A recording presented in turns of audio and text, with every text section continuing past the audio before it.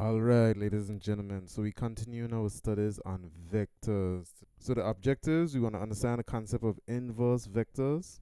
We want to determine whether two vectors are scalar multiples of each other. And then we want to use inverse vectors to determine an expression for another vector. So I want you guys to take this down so we can get started. Let's talk about the geometric relationship. So usually we talk about three things. Anyone remembers what they are from last class? So one, we usually talk about size. Then the next one we talk about is whether they are parallel. And then we talk about collinear. Now, in order for you to be one of these two here, they must be scalar multiples of each other. All right. Now, specific to parallel, for a parallel ones do not share the same point, do not share a common point. Okay, so they must be scalar multiples of each other and do not share a common point. However, collinear ones, they must be scalar multiples of each other and they must share a common point.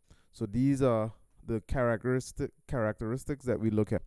So when we talk about size, we're talking about, oh, is it 2 times bigger? Is it the same size? And so forth. Now, the next one we're looking at is a parallel. In order to be parallel, it must be scalar multiples of each other. And in order to be collinear, same thing, it must be scalar multiples of each other. However, in order to be parallel, they do not share a common point, and to be collinear, they must share a common point. So, that is something that we talked about in our last lesson. Now, if you looked at this here right now, can you tell if these are multiples of each other? 10, 14, and 5, and 7? What's the multiple here? What's the size difference? Lovely. So it's doubled, right? So if you look at it, I could say that OA is twice OK. So OA is the same as 2 times OK. You're twice the size of that. All right. So then I know that OA is twice the size of OK. I could also back check it now, because now I have to prove that they're scalar multiples of each other for the next question. All right. So if they are scalar multiples of each other, which you can see here, right? So if I was to even break this down, you'd see OA is basically 10, 14, and OK is basically 2 times what's OK? OK is 5, 7. All right. So 2 times 5 is 10, and 2 times 7 is 14. So I know that OA is twice the size of OK. All right, so number 2, how do I prove that they're scalar multiples of each other? So basically, this is what we did here. So what I do to back check, just to make sure, because sometimes you don't get whole numbers, sometimes you get like, multiples and stuff like that that are like point something. So for instance, in this case, I could say OA is the same as 10, 14. All right, let's just put 10, 14 here. So I'm going to divide that with OK. So this is just my setup to figure out whether they are scalar multiples or not. So I divide 10 divided by 5. What's 10 divided by 5? 2. And what's 14 divided by 7? So now I realize that 2 of these are the same numbers. So I have 2 here and 2 here. So because of that, I'm clarifying this part. This proves to me, in this case, that they are scalar multiples of each other. All right. So that means it has to be either parallel or collinear now. Okay. Because they are scalar multiples of each other. So we are establishing that they are scalar multiples of each other. So it could either be parallel or collinear. So there is another relationship here. Now, which one do you think it is? Parallel do not share a common point. Collinear must share a common point. Now look at these letters. We have OA, so that's the 2 points, O and A, and this point here is O and K. Based off of that, what do you think OA and OK are? They're basically collinear because they share a common point O. Okay? So they are scalar multiples of each other and they share a common point O. O is the common point between these two. So because they share a common point O, right, that means they must be collinear. So I could say here that OA and OK are scalar multiples of each other and share a common point O.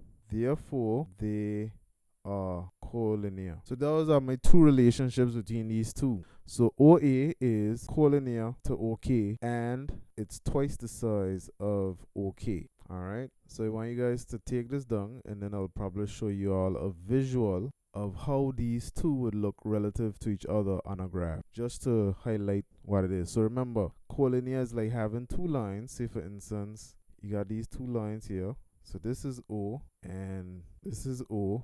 And let's say K stops here, right? But then on top of this, we still have another line which starts from O, goes along the same trajectory, and is double, but stops here, which is A. Okay, so O to A and O to K shares a point O. So this point that they share here is why they are collinear. They are on the same line. All right. If they were parallel, they would not be on top each other. Okay. OK would have probably been somewhere here, going in that direction, while OA is going in this direction. But since they are collinear, we expect them to share a common point, in this case O. Alright, so take this down. So this is how you basically go about trying to figure out if there's a relationship. If we divided those numbers and we did not get the same number, we know automatically they're not scalar multiples of each other. The only time that would happen is if you were dealing with numbers like 0, which we went through in our last lesson. So just take this down and then we'll try a second one again. Alright, so I want y'all to try this one here now. Remember to do that trick that I did, huh? Notice here how I put the biggest numbers first, huh? I put the biggest number here first. 10, 14 divided by 5, 7, right? So when you doing that, when you comparing that way, make sure you have this number here on that side and this on the other side. Yeah, so you gotta do 15 divided by 10, 21 divided by 14. So I want y'all to look at this and try to answer this question. Then we'll go through it together. Alright, let's go through this one now. So, with this here now, what I'm doing is I'm trying to see if they are scalar multiples of each other. So for instance, I have 10, 14, 15, 21. So I want to use the bigger number here first. So MS is 15, 21. And then over here I have OA, which is 10, 14. So I'm just gonna divide these to check, right? So literally I'm not like dividing the vectors because we can't divide vectors, but what I'm doing is dividing the numbers to prove that they are scalar multiples of each other. So I'm saying like 15 divided by 10 is 1.5 and 21 divided by 14 is also 1.5. So because two of these numbers are the same, I know that when it came to multiplying, 10 was multiplied by 1.5 to give me 15. 14 was multiplied by 1.5 to give me 21. So therefore, my first characteristic I could say is the size-wise, MS is equal to 1.5 times OA. So that's my first characteristic, my first geometric relationship. Now number two. So what I did here just now, I proved that they are scalar multiples of each other because these two numbers are the same. So I can say now that MS and OA are scalar multiples of each other. Alright, so they are scalar multiples of each other. And now that I know they are scalar multiples of each other, they either got to be parallel or collinear. Going back to our question here. So once they're scalar multiples of each other, they could either be parallel or collinear. So in this case, they do not share a common point, so they have to be parallel. So in this case, they not sharing a common point means that they are parallel. So I could say MS and OA are scalar multiples of each other and do not share a common point. Thus, they are parallel. Alright, so that's it. So I have two characteristics. One is 1.5 times the size of the other, and then they are also parallel. Okay, so if you didn't have this, take this down, and then we'll try a next. So remember, before I even check to see if there's any relationships, I need to have these numbers cleared from each other.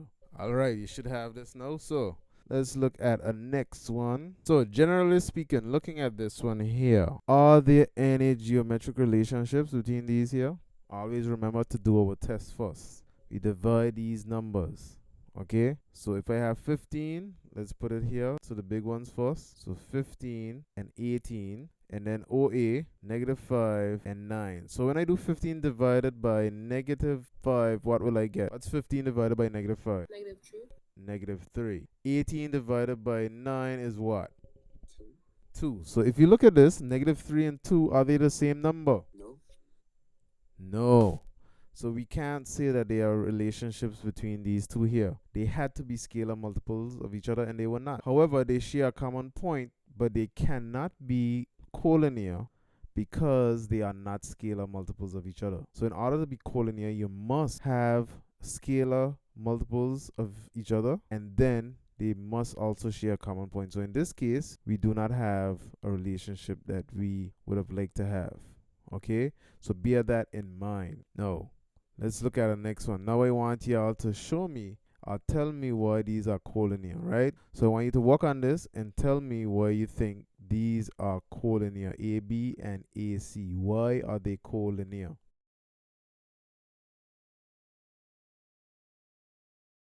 Alright, so for this one here, how to prove that they're collinear. So first of all, we need to show that they are scalar multiples of each other. So if I have negative 9 here, 12 here from AB, and then from AC I have negative 3 and 4. If I divide them, negative 9 divided by negative 3 is positive 3. 12 divided by 4 is positive 3. So I have both of them clocking out at 3, so I know they're scalar multiples of each other. Alright, so now that I check that off, scalar multiples of each other, and they share a common point A. So both of them share the point A. So they are scalar multiples of each other and share the point A.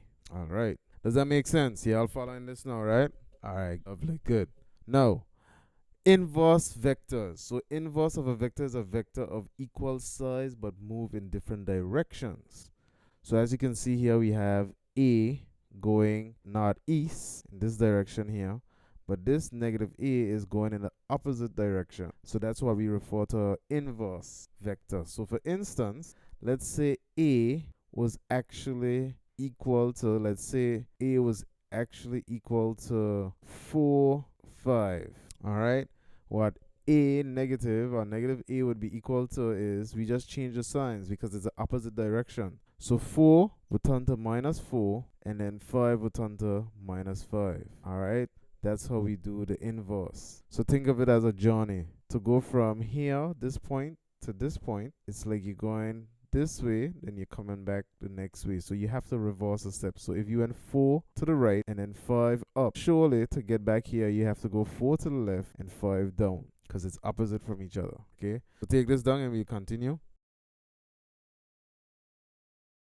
So let's go through this here now. Just a reminder of what we had, but we'll do it quickly. So OM. So in this case, you see how they already tell you what the coordinate for M is, 3, 4. So because OM is a position vector, I know that we are starting from the origin. So therefore, O to M is going to be 1, 2, 3 to the right, which is a positive 3. And then from there we go 1, 2, 3, 4 up. So OM is 3, 4. All right, does that make sense? Yeah. So who could tell me what ON would be? 6, 8. Lovely, 6, 8. So O to N is 6 to the right and 8 up. Now, NO would be the inverse of 6, 8. So what is the inverse of ON, which is NO? If it's 6, 8, what would NO be? Negative 6, negative 8. Negative 6, negative 8. Lovely. Negative 6, negative 8. So, what would be the two geometric relationships between OM and ON? Both scalar multiples. The scalar multiples of each other, right? That's not the geometric part that helps us to tell us. Collinear. They're collinear. So they're collinear because they They are on the same part. Yeah. they share the same point, but they are first what? Scalar Multiples. Excellent. So the two geometric relationships between this, so OM, ON, they're collinear, so that's 1, because they share a common point, which is O. So this is an example of what collinear looks like, all right?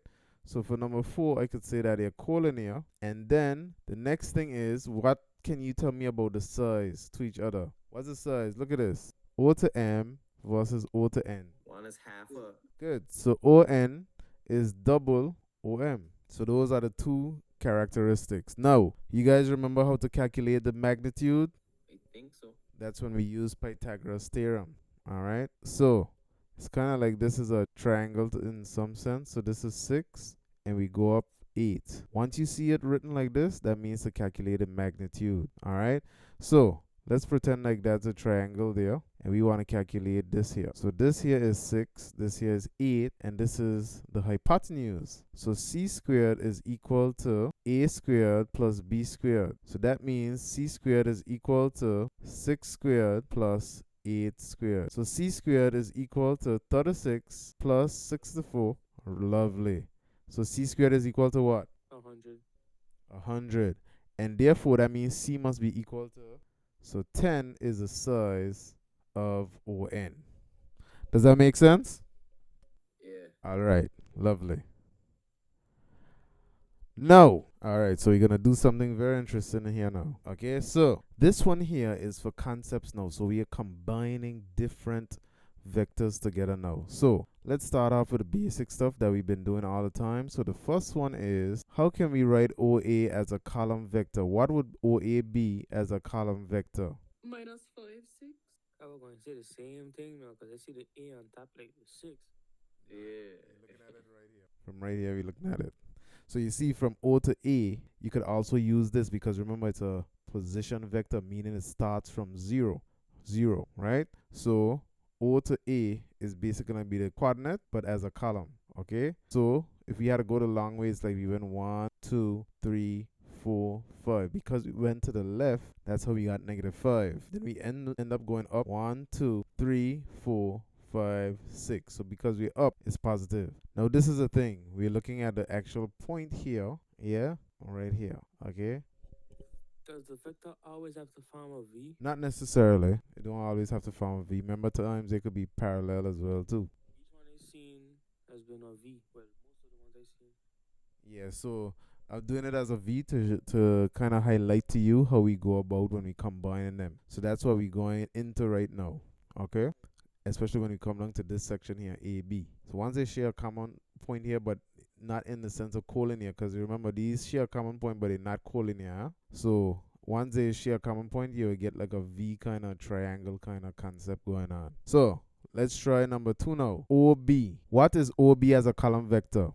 6, 3. 6, 3. Lovely. So OB as a column vector would be 6, 3. Nice. Now we learned inverse vectors. So based on our inverse vector, if OA is -5, 6, what would AO be? 5, -6. Lovely. We just change the sign. So it'll be 5, -6. Notice, guys, we do not swap the numbers. That's a common mistake that people make.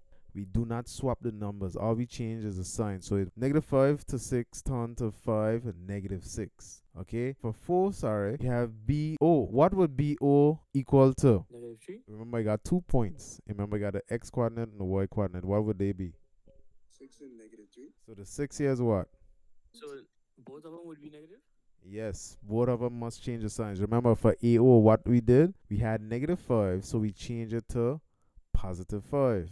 We had +6, so we changed it to -6. And that is because we are doing the opposite. So in essence, if I'm going from O to A, so we went 1, 2, 3, 4, 5 to the left. So that's -5. Then we go up 1, 2, 3, 4, 5, 6. So that's how we got that. Now, if I was to go from A back to O, which is this, I have to go to the right. 1, 2, 3, 4, 5 to the right, which is +5. And now I have to go down 6. 1, 2, 3, 4, 5, 6. So that's how I get -6. Does that make sense? So essentially both equations should make a box on the ground. Essentially, right? Because you're coming right back to where it was. So notice how this says -5, 6. This is 5, -6. So if OB is 6, 3, what would BO be? BO? -6, -3. Lovely. BO would be -6, -3. Does that make sense? Yeah. Good. Let's just draw a reference now. So if I had a point saying OC is 3, -4, what would CO be equal to? -3, +4. Lovely. And if I had something saying MR is equal to -11 and then +10, what would be RM? +11, -10. 11, +11, -10. Y'all catch a point now? Yeah. Lovely. All right. So let's jump to 5 now. So now 5 is a very interesting concept because it says AB. Now I want you to think of it like this. There are 2 ways we could do it. If we have a graph like what we have here, we could actually move from A to B. So let's do that. So we're going from A to B. We always move left or right first. So we're going A to B. So we go 1, 2, 3, 4, 5, 6, 7, 8, 9, 10, 11. So I know the first part of AB would be equal to 11 at the top. What do you think is going to be at the bottom? Remember, the top is the X coordinate. What would be the Y coordinate now? -3. -3. We go 1, 2, 3. All right, so we have negative 3. Okay, so it's negative 3 because we had to go down 3. So AB is 11, negative 3. Does that make sense? Yeah. Yes. What do you think BA would be? Negative 11, positive 3. BA would therefore be negative 11, positive 3. Easy, right? Yeah. All right, so the question is no. You'll step it up now. The question is, what if we did not have the graph and we needed to figure out what AB was? So for instance, we were given OA. Let's say we were given OA. So OA is negative 5, 6. And then we have OB, which is 6, 3. Now this is what we would do. I'm going to still use the graph as our reference to help us. So just imagine traveling from A to B. And let's pretend this was a road. Going along the road that's red and yellow. So if I'm going along that road, I'm going from A to O. That's my first stop. So imagine you going, let's say airport, right? So you're going from the airport, and then from the airport, you got to go to the roundabout at O. Okay? So then you go from there, airport, roundabout at O, and then you want to get down to the bakery. Okay, so in order to do that, you have to go A to O and then O to B. Okay, so that would be your path. So that's how you get from A to B if you were driving on a road. Okay, so the question is now, how do we apply it to what we're doing here now?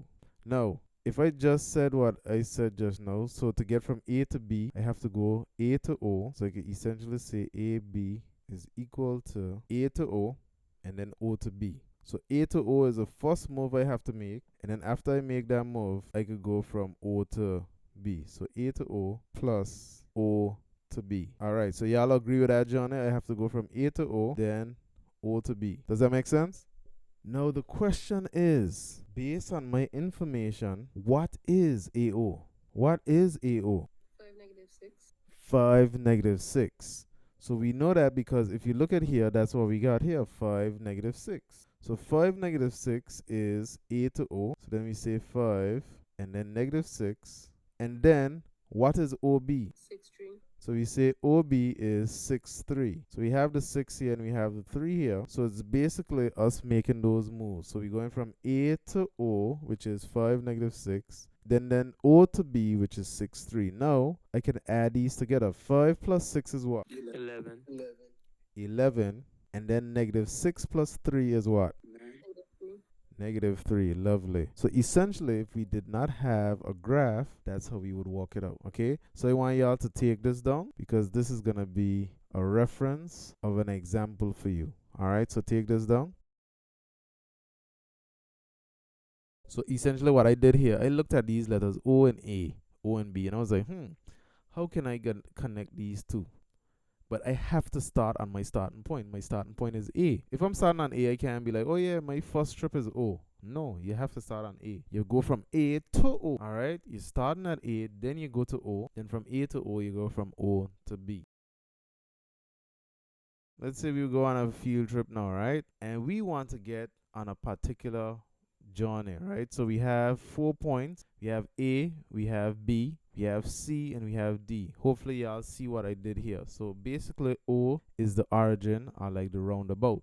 Okay, so if I wanted to go from A to B, what would be my journey? From A to the roundabout to the B. Correct. Which side of the road you driving on? Whichever side you want to drive on. Left side, right side.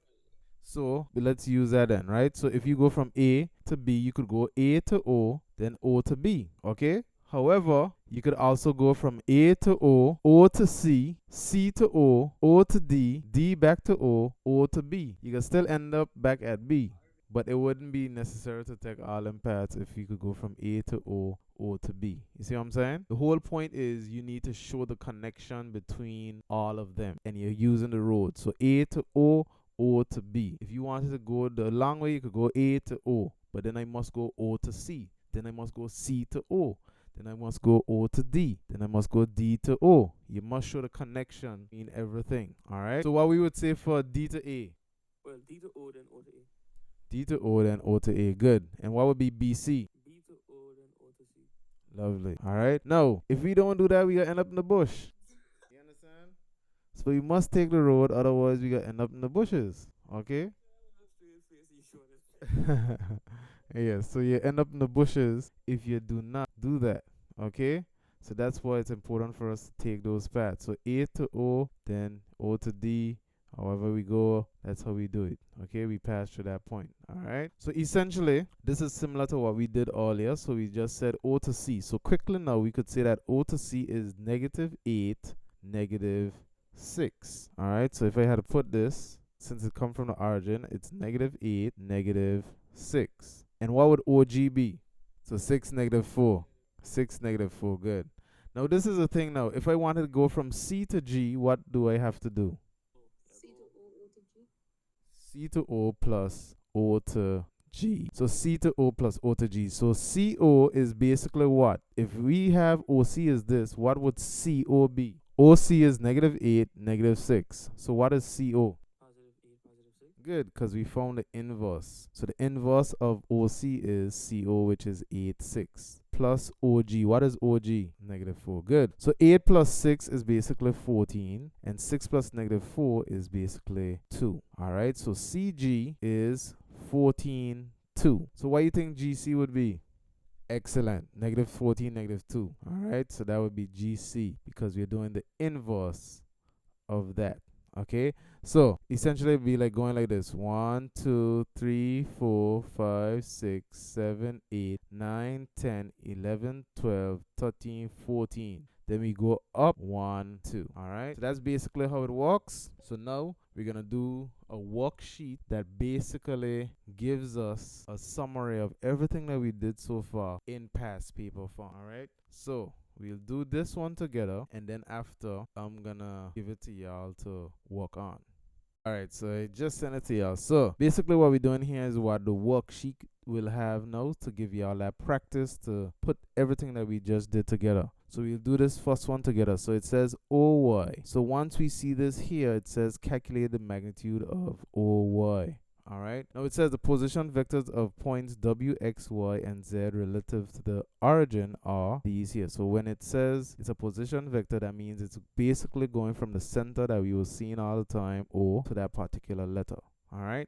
Now it says calculate the magnitude of OY. So OY is 4, -6. So we said when we do that, it's literally like us doing Pythagoras theorem. So let's just imagine if you want to visualize what it is. So this was O, and we went across 4. So we went 4 this way, went 4 to the right because it's +4, and then we go down 6 because it's negative. Okay, so this is a vector we're looking for here.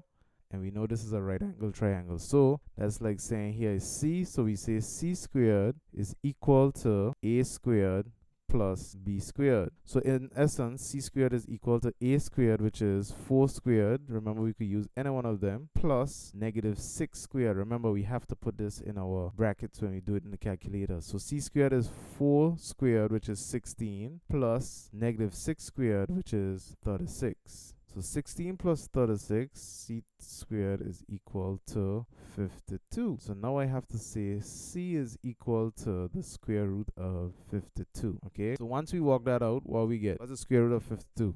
So we could say 7.21. So that's the magnitude here for this first question. So OY, and remember these fancy lines that you see here, I'll put them in red to make them obvious. This here means magnitude. Once you see that, it's asking you what's the magnitude. Okay, so then we have 7.21. All right, so the next part says express in terms of XY WX. So XY here, this is just a column vector. That's all this is, a column vector. Okay, so WX. By walking. So what's WX? The inverse of OW and then plus OX. Lovely. So what's the inverse of OW? WO, right? Plus OX. Lovely. So WX is WO plus OX. So what is WO? -3, -7. Lovely. So what's the inverse of OW? WO, right? Plus OX. So WX is WO plus OX. So what is WO? -3, -7. -3, -7. See how what we was doing coming together now? So OW is 37, therefore WO is -3, -7. So we add that now to OX. So OX is -2, -3. lovely. So now I could add these together. Once I add these, I'll get -3 plus -2 is -5. And then -7 plus -3 is -10. Okay? So essentially, WX would give me -5, -10. Now, the next one I need to do is YZ. So YZ now, how do I get from Y to Z? YO plus OZ. Lovely. So YO plus OZ. Now YO. If OY is 4, -6, what is YO? -46. -4, 6. All we did is change the signs. We didn't flip the numbers or anything. We changed the signs. So 4 turned to -4 and -6 turned to +6. Plus OZ. So OZ is straightforward. It's here already. So -6, -26. So when I add these together, I'm going to get -4 plus -6 is -10. And then 6 plus -26 gives me -20. So I know that YZ is equal to -10, -20. Now the thing is now, we just calculated what each of these were. So YZ is this and WX is this. Alright, so it says state two geometric relationships between WX and YZ. Can you guys see if there's a geometric relationship or not? Yes, there is. What is it? So both of them are gonna give you 2, right? Alright, so you testing to see if they're scalar multiples. So -10 divided by -5 gives me 2. -20 divided by -10 gives me 2. So in essence, both of this, I get the same answer. So that means they are scalar multiples of each other, okay? Now, they do not share a common point because WX and YZ are not the same letters. They're 4 different letters. So if they are 4 different letters and they are scalar multiples of each other, they must be parallel. So they are parallel to each other. They are parallel, they are scalar multiples of each other, and do not share a common point. That's the first thing. Now the second part is YZ is twice the size. So we are referring to size now. So YZ is 2 times the side of WX. Alright, so I answered the first question for you guys. So I want y'all to take this down, and now I want y'all to work on the other question. Alright,